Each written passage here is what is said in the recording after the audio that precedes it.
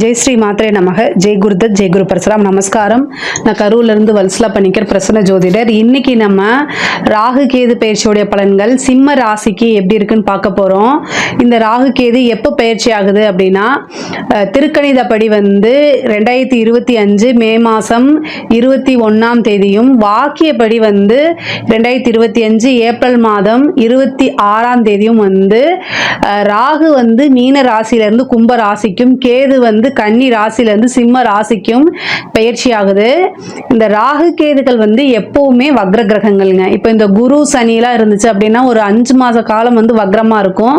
அதுக்கப்புறம் வக்ர நிவர்த்தியாகி அந்த கிரகங்கள் எல்லாமே முன்னோக்கி நகரும். இப்போ சுக்கிரன் புதன்லாம் எடுத்துட்டா கொஞ்ச நாட்கள் வக்ரமா இருக்கும், ஆனா அதோடைய இதுமே முன்னோக்கி நகரும். இப்போ குரு அப்படின்னா 2ல் இருக்காருன்னா அடுத்ததுக்கு 3க்கு போவார், பயிற்சி ஆவார். அதே மாதிரி 4ஆம் இடத்துக்கு அப்படி பயிற்சி ஆகும், அதாவது முன்னோக்கி நகர்ந்து போகும் அதோடைய பயிற்சியெல்லாம். இந்த ராகு கேது ஆல்வேஸ் வக்ர கிரகம், எப்போதுமே வக்ரமா இருக்கனால அந்த கிரகங்கள் இந்த ராகு கேது எப்பவுமே பின்னோக்கி தான் நகரும். இப்போ 10ஆம் இடத்துல இருக்காருன்னா அடுத்தது 9ஆம் இடம். இவ்வளவு நாளா உங்களுடைய ராசிக்கு ராகு அஷ்டம ஸ்தானத்துல இருந்தார். 8ஆம் இடத்துல இருந்து இப்போ 7ஆம் இடத்துக்கு ராகுவும், உங்களுடைய ராசிக்கு 2ஆம் இடத்துல இருந்த கேது இப்போ உங்க ராசிக்கே, அதாவது 1ஆம் இடத்துக்கே வந்திருக்காரு. இப்போ ராகு கேது எப்பவுமே வக்ர கிரகங்கள்னால பின்னோக்கி நகர்றாங்க. உங்களுக்கு 7ஆம் இடத்துல ராகு, அப்புறம் ஜென்மத்துல கேது, ஜென்ம கேது சூப்பர் அப்படின்லாம் சொல்ல மாட்டேன். ஏற்கனவே அஷ்டமது சனி இருக்கு, அதாவது இவ்வளவு நாள கண்ட சனி இருந்துச்சு, அது கூட பிரச்சனை இல்லை. இப்போ சனி அஷ்டமம், சிம்ம ராசியை பொறுத்த வரைக்கும் அஷ்டமது சனியா இருக்கு. அப்புறம் கேது, அதாவது மன உளைச்சலை கொடுக்கறதுக்கு கேதுவும் உங்க ராசிக்கு வந்திருக்கு. அப்போ ரொம்ப சூப்பரா இருக்கு அப்படின்னு சொல்ல மாட்டேன்.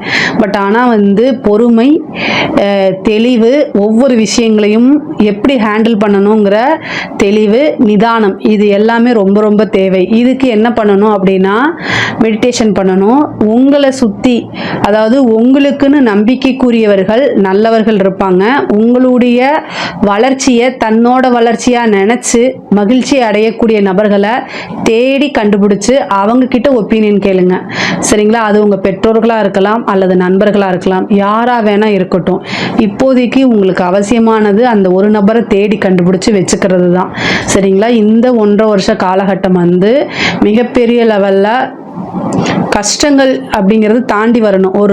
ஒருத்தருடைய லைஃப்ல எப்பவுமே சந்தோஷம் மட்டும் இருக்காது. ஸ்வீட்டே சாப்பிட்டுட்டு இருந்தா திகட்டாதா, அது மாதிரி வாழ்க்கையில கஷ்டம் இருக்கத்தான் செய்யும், ஆனா அதை தாண்டி வரத்தான் செய்யணும்.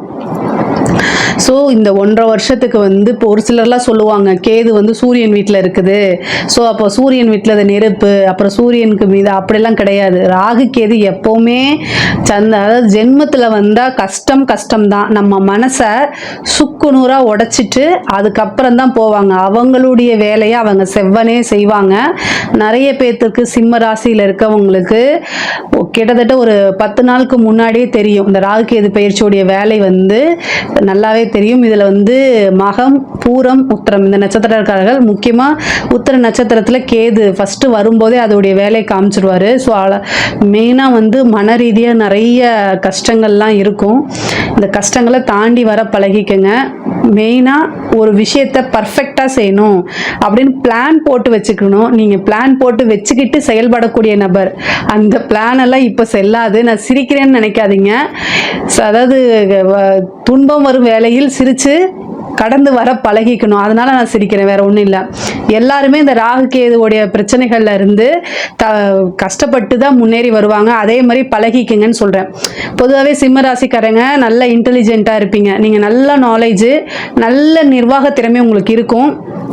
அதே மாதிரி ஒரு விஷயத்த இப்போ எப்படி சூரியன் உங்களுடைய ராசிக்கு அதிபதி யாருன்னா சூரியன், அவரை நீங்க டைரக்டா பார்க்க முடியும், சரிங்களா? அவர் 6 மணிக்குனா கரெக்டா 6 மணிக்கு வராரு, அதே மாதிரி 6 மணிக்கு அஸ்தமனமாகி போயிடுறாரு. டைம் டு டைம் வேலை பார்க்குறாருல, அது மாதிரி தான் நீங்க ஒவ்வொரு விஷயத்தையும் டைம் டு டைம் பர்ஃபெக்டா பிளான் போட்டு வச்சிருப்பீங்க. ஆனா அந்த பிளான் எதுவுமே இப்போ வேலை செய்யாது. உங்களுக்கே எரிச்சலாயிரும். என்னடா அது நம்ம கரெக்டா செய்யறோம், ஏன் இப்படி ஆகுதுன்னு ஒரு டைம் பார்ப்பீங்க, 2 டைம் பார்ப்பீங்க, உங்களுக்கும் பொறுமை இருக்குல்ல, அந்த அப்படியே பொறுமை எல்லை மீறி போய் அப்படியே வெறுத்து போய் உட்காருவீங்க. நான் என்ன சொல்கிறேன்னா, அப்படி வெறுத்து போய் உட்காது. இந்த டைம் நீங்கள் என்ன எஃபர்ட்ஸ் போடுறீங்களோ அது கண்டிப்பாக பலன் அளிக்கவே செய்யும். உங்களுக்கு கண்டிப்பாக பலன் அளிக்கும். நல்ல விஷயங்கள் நிறைய நடக்கும். இந்த ஒரு 1.5 வருட காலகட்டங்களை தாண்டி போயிட்டீங்க அப்படின்னாலே உங்களோட வாழ்க்கையில் சூப்பர் கிரேட் அப்படின்னு தான் நான் சொல்லுவேன். இந்த 1.5 வருஷம் உங்களுக்கு ஒரு சவால் அப்படின்னு வச்சுக்கோங்க. எல்லா விஷயங்களையுமே நீங்கள் எடுத்த காரியங்கள் எல்லாமே ஒரு தடைக்கு பின்பு தான் உங்களுக்கு சாதிக்க முடியும். சோதனை காலகட்டத்துக்கு அப்புறம் சாதனை காலகட்டம் வச்சுக்கோங்களேன். ஒரு சோதனை வருது அப்படின்னா அந்த சோதனைக்கு அப்புறம் உங்களுக்கு ஒரு சாதனை தான். நீங்கள் மிகப்பெரிய லெவலில் சாதிக்கணும்னு நினைக்கிறீங்க அப்படின்னா இது ஒரு ட்ரையல் பீரியட் அப்படின்னு வச்சுக்கோங்க. இந்த டைமில் எல்லா இதுவுமே உங்களுக்கு வரும். எதுவுமே வேண்டாம்ப்பா அப்படின்னு சொல்லிட்டு அமைதியாக நீங்கள் உண்டு உங்கள் வேலை உண்டு அப்படின்னு இருந்தால் கூட என்ன இந்த வேலையை போய் செய்கிற அப்படின்னு உங்கள் மனசை குத்தி கிழிக்கிறதுக்கே வருவாங்க. ஏன்னா 7ஆம் இடத்துல ராகு உங்கள் மனசை எப்படியாவது காயப்படுத்தி அதை கிழித்து தைச்சு என்னென்னலாம் செய்யறதுக்குன்னே வராங்க, ஆளுங்க வருவாங்க.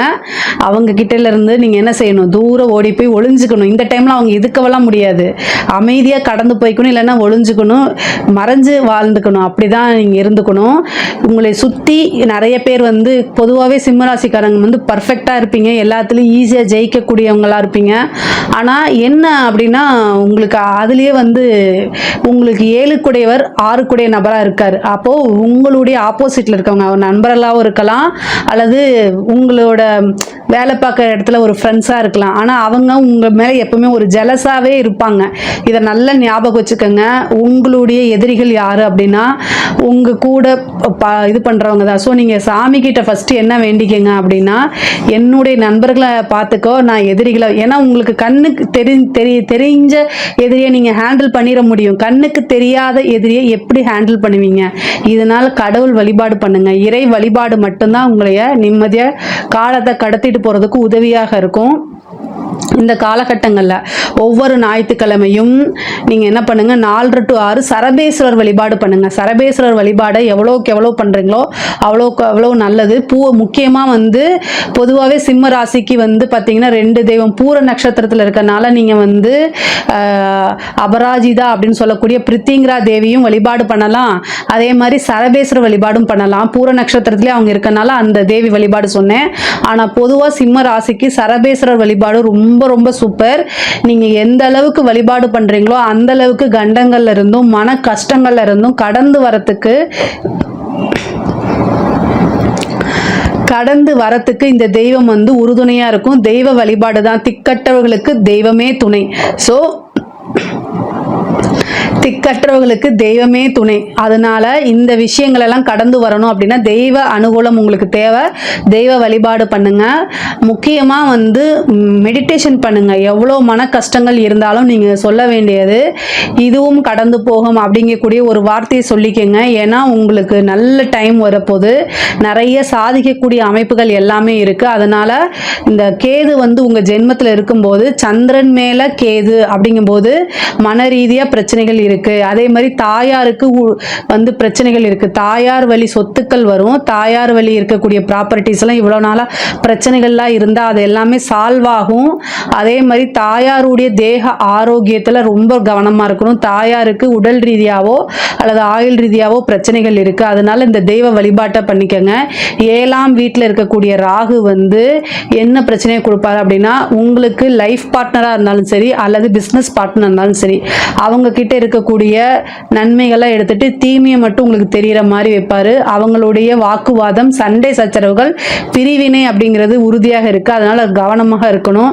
உங்களுக்கு என்ன மன கஷ்டமோ, அதாவது நீங்க எவ்வளவு மைண்ட் நான் ஸ்ட்ராங்கா இருப்பேனாலுமே கிரகங்களுக்கு வீக் பாயிண்ட் ரொம்ப நல்லா தெரியும். உங்களை விட உங்களுக்கு எது வீக் பாயிண்ட், எது வீக்னஸ் அப்படின்னு உங்களுக்கு தெரியுதோ இல்லையோ, இந்த ராகு கேதுக்கள் ரொம்ப நல்லா தெரிஞ்சு வச்சிருப்பாங்க. ஸோ உங்களுக்கு எங்க வலிக்குமோ அங்க மட்டும்தான் அந்த கிரகங்கள் அடிக்கும். ஸோ உங்களுக்கு எது மனசு கஷ்டப்படுத்துமோ அந்த விஷயங்களை மட்டும்தான் செய்ய போகுது. அதுக்கு நீங்கள் ப்ரிப்பேராக இருக்கணும். அது ஒரு சிலருக்கு பார்த்தீங்கன்னா லைஃப் பார்ட்னர் பிரியறதுக்கு உண்டான வாய்ப்புகள் இருக்குது. அதாவது கணவன் மனைவியிடையே இந்த காலகட்டத்தில் அனுசரணைங்கிறது ரொம்ப ரொம்ப முக்கியமானது. ஹஸ்பண்ட் ஒய்ஃப் வந்து ஏன்னா 6ஆம் அதிபதியே 7ஆம் அதிபதியாக இருக்கார் உங்களுக்கு சனி. அவர் அஷ்டமத்துக்கு போயிருக்காரு. போதாதுக்கு கலத்திர ஸ்தானத்தில் 7ஆம் இடத்துக்கு ராகு வந்திருக்காரு. இந்த ராகு வந்து 7ஆம் இடத்துக்கு வரும்போது வேறு நபர்களுடைய தலையீடுகள் இருந்தால் அதை தயவு செய்து அவாய்ட் பண்ணிடுங்க. உங்களுக்கு ஒரு மாரல் சப்போர்ட்டு இல்லை எமோஷனல் சப்போர்ட்டு இந்த மாதிரி விஷயங்களை ஒதுக்கி வச்சிருங்க. உங்களுடைய அதாவது பெண்ணாக இருந்தால் ஆணாக இருந்தால் மனைவி கூடயும் பெண்ணாக இருந்தால் கணவன் கூடயும் அனுசரித்து போகணும். அவங்க சொல்லக்கூடிய விஷயங்கள் இப்போ உங்களுக்கு கசப்பாக இருக்கலாம், ஆனால் பின்னால் அதை யோசித்து பார்க்கும்போது இதுதான் கரெக்ட் அப்படின்னு உங்களுக்கு படும். அதனால் இந்த காலகட்டங்கள் மற்றவங்க யாராவது அட்வைஸ் பண்ணுறதெல்லாம் ரொம்ப கஷ்டமாக இருக்கும். பட் ஆனால் வந்து ஒவ்வொரு விஷயத்தையும் நிறுத்தி நிதானமாக யோசிக்கணும். உறவுங்கிறது வந்து கட்டி காப்பாற்றக்கூடியது. அதுதான் நமக்கு கடைசி வரைக்கும் துணை இருக்கணும். காசு பணத்தினால ஒரு உண்மையான அன்பை வாங்க முடியாது. அதாவது ஆர்டிஃபிஷியலாக எல்லாமே வாங்கிக்கலாம். அதனால் லைஃப் பார்ட்னருங்கிறது ரொம்ப முக்கியம். பிஸ்னஸ் பார்ட்னர்னா இவர் இல்லைன்னா இன்னொருத்தங்க, ஆனால் லைஃப் பார்ட்னருங்கிறது ரொம்ப முக்கியங்கிறதுனால உறவுகளுக்கு முக்கியத்துவம் கொடுங்க, அனுசரணை பண்ணிக்கோங்க. சிம்ம ராசியை பொறுத்த வரைக்கும் நான் நிறைய வீடியோவில் சொல்லியிருக்கேன், அனுசரணைங்கிறது உங்களுக்கு ரொம்ப குறைவாக இருக்கும். அதுவும் மக நட்சத்திரத்தில் பிறந்துட்டா ஒரு பழமொழி இருக்குது, மகம் ஜெகமாலுன்னு. என்னமோ பெரிய லெவலில் அவங்களுக்கு இந்த உலகத்தையே நான் தான் கட்டி காப்பாற்றுறேன் கூடிய எண்ணம் இருக்கும். அந்த எண்ணத்தெல்லாம் தூக்கி போட்டுருங்க. அட்ஜஸ்ட்மெண்ட் இல்லை, உங்கள் வாழ்க்கையை தொலைச்சிருவீங்க. இது வந்து நீங்கள் ஏற்றுக்கிட்டாலும் சரி ஏற்றுக்கலைனாலும் சரி இதுதான் உண்மை. நிறைய மக நட்சத்திரக்காரங்க ரொம்ப அதாவது அவங்களுக்கு திறமைகள் இருக்கு, நான் இல்லைன்னு சொல்ல. அதே மாதிரி பேச்சு திறமை மட்டும் இல்லை, செயல்லையும் நிறைய திறமைகள் அவங்க காட்டுவாங்க, உண்மை அவங்க. பட் ஆனால் உறவுகள்னு வரும்போது அட்ஜஸ்ட்மெண்ட் இல்லை அப்படின்னா பிரிஞ்சு போயிடுவீங்க. தனிமரமாக நிற்கிறதுக்கு உண்டான வாய்ப்புகள் இருக்குது. ரொம்ப ரொம்ப அட்ஜஸ்ட் பண்ணிப்போங்க. உத்திர நட்சத்திரக்காரங்களும் மக நட்சத்திரக்காரங்களும் வந்து பார்த்திங்கன்னா அட்ஜஸ்ட்மெண்ட் பண்ணலை அப்படின்னா லைஃப் வந்து ஸ்பாயிலாக போயிடும். பூர நட்சத்திரம் மட்டும் கொஞ்சம் விதிவிலக்காக இருக்குது. பட் ஆனால் சிம்ம ராசியை ஓவராலாக பொறுமையும் அனுசரணையும் இல்லை அப்படின்னா வாழ்க்கை போயிடும். இதை மட்டும் நான் ரொம்ப ஸ்ட்ராங்காக சொல்கிறேன். ஏன் நீ கமெண்ட்ஸில் வந்து திட்டினாலும் சரி, உங்களோட லைஃப்பில் வந்து நல்லபடியாக இருக்கணுங்கிறதுக்காக இந்த வார்த்தைகளை நான் சொல்கிறேன். இந்த வார்த்தைகள் ஏதாவது ஹர்ட்டாக இருந்துச்சுன்னா சாரி. பட் ஆனால் அனுசரணைங்கிறது ரொம்ப ரொம்ப முக்கியம். கோர்ட்டு கேஸு பிரச்சனைகள்லாம் இருக்குது அப்படின்னா அது ரீதியாக உங்களுக்கு மனசில் வந்து கஷ்டங்களை உண்டு பண்ணும். ஒரு சிலருக்கு காதல் ரீதியாக இருக்கக்கூடிய பிரச்சனைகள், காதல் லவ் சம்மந்தப்பட்ட விஷயங்கள் எல்லாமே வந்து கொஞ்சம் பாதிப்பு. ஒரு சிலருக்கு வந்து பிரிஞ்சவங்க சேர்றதுக்கு வாய்ப்பு இருக்கு. ஆனால் ஏற்கனவே இதா இருக்கிறவங்களுக்கு வந்து ஏற்கனவே பிரச்சனை இருக்கு உங்களுக்கு அப்படின்னா அந்த பிரச்சனை சால்வ் ஆகிறதுக்கு கூட வாய்ப்பு இருக்கு. ஆனால் பிரச்சனையே இல்லாமல் நீங்கள் லைஃப்ல சந்தோஷமா இருந்தீங்க அப்படின்னா சங்கடங்களை சந்திக்கிறதுக்கும் வாய்ப்பு இருக்கு. ஸோ ரெண்டு, ஏன்னா ராகு கேதுக்கள் வந்து மாற்றி மாற்றி வக்ர கிரகங்கள்னால மாற்றி மாற்றி சில நீ ஹாப்பியா இல்லையா, சரி போ பொழைச்சி போ அப்படின்னு விட்டுரும். நீ சந்தோஷமா எப்படி இருக்கலாம் அப்படிங்கிறத வச்சும் செஞ்சிடும். ஸோ ரெண்டுமே ராகு கேதுக்கள் செய்யும். அதனால உஷாரா இருந்துக்கிறது நல்லது. பொதுவாகவே கோச்சாரத்தில் நம்மளுடைய ராசி மேலே ராகு கேதுக்கள் வந்து எப்போவுமே நல்ல பலன்களை எதிர்பார்க்க முடியாது. அதனால எல்லா விஷயங்களுக்கும் தயாராக இருக்கணும். அதுக்காகத்தான் இவ்வளோ தூரம் சொல்கிறேன். அதே மாதிரி பெரிய மனிதர்களுடைய ஆதரவு, சொசைட்டியில் வந்து பேர் புகழ் எல்லாமே கிடைக்குங்க. 7ஆம் இடத்துக்கு வந்திருக்கக்கூடிய ராகு வந்து உங்களுடைய பழக்க வழக்கங்களை நிறைய பெருசு பண்ணி விடும். உங்களுடைய சர்க்கிள் இருக்கு இல்லையா, அது பிஸ்னஸாக இருந்தாலும் சரி, உத்தியோகமாக இருந்தாலும் சரி, படிக்கக்கூடியதாக இருந்தாலும் சரி, என்ன சர்க்கிள் இருந்தாலும் அந்த சர்க்கிளை வந்து விரிவுபடுத்தி விடும். இந்த டைமை யூஸ் பண்ணிக்கோங்க. இது மூலிமா உங்களுக்கு நல்ல நண்பர்கள் கிடைப்பாங்க. அது மூலிமா உங்களோட டெவலப்மெண்ட்டுக்கு உதவும். முக்கியமாக வந்து பார்த்தீங்கன்னா வேற லாங்குவேஜ் பேசுகிறவங்க, வேற இனம் மதம் இதெல்லாம் கடந்து உங்களுக்கு ஒரு ஃப்ரெண்ட்ஷிப் கிடைக்கிறதுக்கு உண்டான அமைப்புகள் இருக்குது. ஒரு சிலருக்குலாம் திடீர்னு மேரேஜ் ஆகிறதுக்கு உண்டான வாய்ப்பு இருக்குது. இந்த ராகு கேது வரும்போது இப்போ இந்த லவ் பண்ணிட்டு இருக்கவங்கலாம் வந்து இந்த ரிஜிஸ்டர் மேரேஜ், இந்த ஓடி போய் கல்யாணம் பண்ணுறது, இந்த மாதிரி அமைப்பை ஏற்படுத்தி கொடுக்கும். ஆனால் பொதுவாக அது பின்னாடி வாழ்க்கையில் கஷ்டத்தை கொடுத்துரும். அதனால் இந்த ராகு கேது வரும்போது திடீர் கல்யாணங்கிறது பேரண்ட்ஸு பெற்றோர்களுடைய அனுமதியோட கல்யாணம் பண்ணுங்க. இல்லைன்னா வாழ்க்கையில் கஷ்டப்படுறது. பேரண்ட்ஸோட சப்போர்ட்கள் இல்லாமல் ஆசீர்வாதம் இல்லாத ஒரு மேரேஜ் அப்படிங்கிறது நல்லது இல்லை. ஆனால் உங்களுக்கு குரு பார்க்குது. மேக்சிமம் வந்து வீட்டில் சொல்லி அது கிடைக்கலனா கூட வெயிட் பண்ணி, பர்மிஷன் கிடைக்கல, அவங்களுடைய பிளெஸிங் கிடைக்கலனாலும் பொறுமையாக வெயிட் பண்ணி கல்யாணம் பண்ணுங்க. இல்லை அப்படின்னா வாழ்க்கையை தொலைச்சிருவீங்க. அது ரொம்ப கஷ்டமாக இருக்கும். ஏண்டா இந்த மேரேஜை பண்ணும் அப்படிங்கக்கூடிய சிந்தனை எல்லாம் கொடுத்துரும். ஸோ கவனமாக இருங்க. அதே மாதிரி சிம்ம ராசியை பொறுத்த வரைக்கும் ஒரு டைம் இல்லை 2 டைம் 3 டைம் ஒரு முயற்சியை போடும்போது ஃபர்ஸ்ட் டைமே சக்ஸஸ் ஆகாது. இந்த காலகட்டத்தில் காரியங்கள் வந்து தடைகள் இருக்குது, தாமதங்கள் இருக்குது. ஆனால் எப்போவுமே உங்களுக்கு வெற்றி அப்படிங்கிறது நிச்சயிக்கப்பட்டது. ஸோ அதனால் நீங்கள் லைஃப்பில் உறுதியாக சக்ஸஸ் ஆவீங்க. ஆனால் நான் சொன்ன வழிபாடை பண்ணிட்டு பண்ணுங்கள். ஒரு டைம் 2 டைம் உங்களுக்கு ஃபெயிலியர் ஆனால் கூட 3ஆவது டைமு சக்ஸஸை கொடுத்துடும். இந்த ராகு கேது வந்து ஒரு ஸ்பார்க்கு தான். அது வந்து ஃபஸ்ட்டு டைம் மறுபடியும் நீங்கள் ட்ரை பண்ணும்போது அது மிகப்பெரிய பிரம்மாண்ட வளர்ச்சியா உங்களை பெரிய ஆளா காமிச்சு கொடுக்கறதும் இந்த ராகு கேது தான். ராகு கேது வந்து போகும்போது உங்களுக்கு ஒரு பெரிய நல்ல நன்மையும் செஞ்சுட்டு போகும். இந்த சாஃப்ட்வேர் சம்மந்தப்பட்டவங்க, ஐடி ஃபீல்டு சம்மந்தப்பட்டவங்களுக்குலாம் நல்ல வளர்ச்சி இருக்கு. சேம் அதை வந்து மிஸ்யூஸ் ஆகாமல் பார்த்துக்கோங்க. மிஸ்யூஸ் ஆகுதுன்னா கவனமாக இருக்கணும். உங்களுடைய சிறு அலட்சியத்தினால பெரிய வாய்ப்புகளை இழக்கிறது, பெரிய விஷயங்களை இழக்கிறது, அதனால மாட்டிக்கிறது அப்படிங்கிறதெல்லாம் ரொம்ப இயல்பாக நடக்கும். ஒரு மெயில் அனுப்பும்போது கூட, ஒரு செக்கு கையெழுத்து போடும்போது கூட பார்த்து பண்ணுங்க. கம்யூனிகேஷன் சம்மந்தப்பட்ட ஃபீல்டு, ஐடி சம்மந்தப்பட்ட ஃபீல்டெல்லாம் ரொம்ப கவனமாக இருக்கணும். முக்கியமாக சோஷியல் மீடியாவில் இருக்கவங்களுக்குலாம் நெகட்டிவ் இம்பேக்ட் வரத்துக்கு, நெகட்டிவ் பப்ளிசிட்டி வரத்துக்கு வாய்ப்பு இருக்குது. பார்த்து இருந்துக்கோங்க. கலைத்துறை சம்மந்தப்பட்டவங்களும் ஒரு வாய்ப்பு வருதுன்னா இந்த வாய்ப்புக்கு நம்ம என்ன பண்ணணும், என்ன பண்ணக்கூடாதுங்கிறது தெரிஞ்சு ஹேண்டில் பண்ணணும்.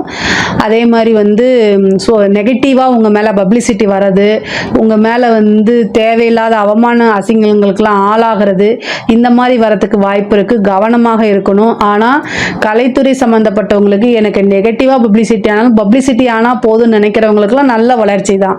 அரசியல்வாதிகளுக்கு யாருக்கு நல்லா இருக்கோ இல்லையோ, அரசியல்வாதிகளுக்கு ரொம்ப நல்லா இருக்குது. இந்த கேது வந்து பயிற்சியாகிறது வந்து நிறைய மாற்றங்கள், அரசியலில் நிறைய மாற்றங்களை கொடுக்கும். மிகப்பெரிய லெவலில் வளர்ச்சியும் கொடுத்துரும். சொத்து சேர்க்கை அப்படிங்கிறது இருக்குது. நண்பர்களுடைய ஆதரவுகள் உங்களுக்கு கிடைக்கும். முக்கியமாக வந்து நீங்கள் இந்த டைமில் உங்களுக்கு ஆதரவு கிடைக்குது. ஆனால் உங்களை சுற்றி உங்களுடைய வளர்ச்சிக்காக யார் பாடுபடுறாங்களோ, உங்களோட வளர்ச்சியை தன்னோட வளர்ச்சியை யார் நினைக்கிறாங்களோ அவங்களுடைய ஆதரவை தேடிக்கங்க. தெய்வ வழிபாடு தேடிக்கங்க. இதெல்லாமே உங்களுக்கு சக்ஸஸை கொடுக்கும். மெயினாக வந்து கணபதி வழிபாடு பண்ணுங்க, பிரித்திங்கிரா தேவி வழிபாடு பண்ணுங்க, சரபேஸ்வரர் வழிபாடு பண்ணுங்க. இது எல்லாமே நன்மையை தான் கொடுக்கும். படிக்கிறவங்களுக்கெல்லாம் நல்ல முன்னேற்றம் இருக்கு. படிக்கக்கூடிய டைமை வந்து கரெக்டாக படிங்க, டைவர்ட் ஆகாதீங்க. நீங்கள் நினச்ச மார்க் எடுக்க முடியாமல் போயிடும். ஸோ அதனால் படிக்கக்கூடியவங்களுக்கு டைம் நல்லா இருக்குது. படிக்கக்கூடியவங்களுக்கெல்லாம் வந்து ஸ்டூடெண்ட்டாக இருக்கவங்களுக்குலாம் சூப்பராக இருக்குது. ஏன்னா கேது ஞானக்காரகன். கேது வந்து ஞானக்காரகனாக இருக்கனால படிப்புக்கு சப்போர்ட் பண்ணும். ஓகேங்களா? மற்றபடி காதல் சம்மந்தப்பட்ட விஷயங்களுக்குலாம் சப்போர்ட் பண்ணாது. படிக்கக்கூடிய குழந்தைகள் படிப்பில் நல்லா பண்ணுங்க. அது இந்த நீட் எக்ஸாம்ஸ்லாம் எழுதுறீங்க, ஐபிஎஸ் ஐஏஎஸ் இந்த யூபிஎஸ்சி எக்ஸாம்ஸ்லாம் எழுதுறீங்களா, சூப்பராக இருக்கும். ஏன்னா ஞானக்காரகனே உங்களுடைய ராசியில் வரனால நீங்கள் மிகப்பெரிய லெவலில் சக்ஸஸ் ஆக முடியும். அதனால உங்களுடைய ஃபோக்கஸை வந்து இன்னும் நல்லா வந்து ஸ்ட்ரைட் ரூட்டாக போட்டிங்கன்னா ஈஸியாக உங்களுக்கு சக்ஸஸ் கிடச்சிரும். பொதுவாகவே மன ரீதியாக இருக்கக்கூடிய விஷயங்களை மட்டும் ரொம்ப ஸ்ட்ராங்காக இருந்துக்கங்க. கணவன் மனைவியிடையே இருக்கக்கூடிய பிரச்சனைகள் வந்து இப்போதைக்கு நீங்கள் எந்த முடிவு எடுக்காமல் அமைதியாக அனுசரணையாக போய் ஸ்ட்ராங்காக இருந்தீங்கனாலே பல பிரச்சனைகள்லேருந்து உங்களால் வெளியில் வர முடியும். ராசியை பொறுத்த வரைக்கும் இந்த ராகு கேது பயிற்சி வழிபாடு பண்ணாலே நிறைய விஷயங்கள் உங்களுக்கு நன்மையாக மாறும். இதில் ஏதாவது உங்களுக்கு சந்தேகங்கள் இருக்குது அப்படின்னா கமெண்ட்ஸில் கேளுங்க. கண்டிப்பாக நம்ம ஆன்சர் பண்ணுறோம். என்னுடைய சேனலை லைக் பண்ணுங்கள், ஷேர் பண்ணுங்கள், சப்ஸ்கிரைப் பண்ணுங்கள். நன்றி, வணக்கம்.